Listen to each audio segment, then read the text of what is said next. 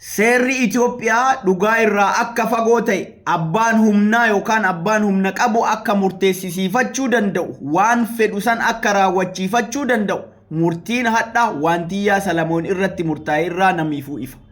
Maaltu ta'e seetan? Akkuma hundi keessan beektan waantiyyaa Salamoon waggoota arfan har'aa dura nama kana mana murtiititti mattee turte. Namicha areeda adii kana. Nagudeedeen natti ulfeessee jetteet yeroo san waantiyyaa Salamoon daa'ima waggaa 14ti jettee mana murtiitti himatte. Namichi kun yeroo san ani raawwanne jedhee waakkate. Daa'imtis tiyyaa miti ani hin gudeennellee ittiin ulfeessine jedhee waakkatee ture. Silaa yeroo sanitti DNA yookaan dhiiga laalanii kan murteessuu danda'an manni murtii micayyoo ragaa gahaa hin dhiyeeffanne jedhee kuffise. Ji'oota muraasa dura namichi kun deebi'ee micayyoota mana murtiitti himate. Daa'ima kiyya akka dhaqee laalu naaf eeyyamuu qaba. Manni murtii micayyoon naa eeyyamuu qabdii daa'imtii tiyya jedhee mana murtiitti himate.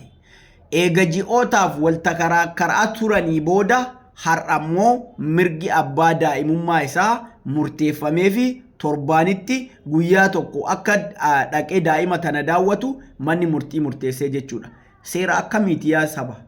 Tokkoffaa micayyoon tun yookaan waantiyyaa Salamoon tun daa'ima tana itti xaartee guddifte waggoota kana hunda biran turre.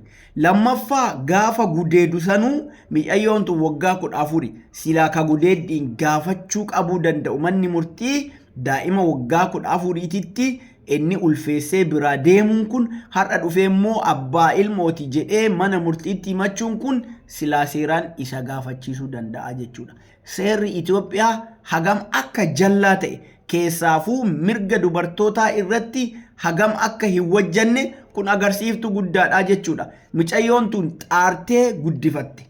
Ana eeyyama kiyyaan ala daa'ima tiyya miidiyaa irra olii gad oofuun qabdu jedhee eega micayyoon tun daa'ima tana itti cabdee itti rakkattee guddifattee bakka kanaan geette har'aas bahee mana murtiititti himattee abbaan mirgummaa daa'ima kiyyaa na eeyyamamuu qaba daa'ima tiyya dhaqee laaluu qaba jedhee mana murtiitti himatee manni murtii immoo seera kana yoo murteessuuf kun isheemi dhugaa rabbii isiniin jedha. Baay'ee waan nama saalfachiisuu jechuudha.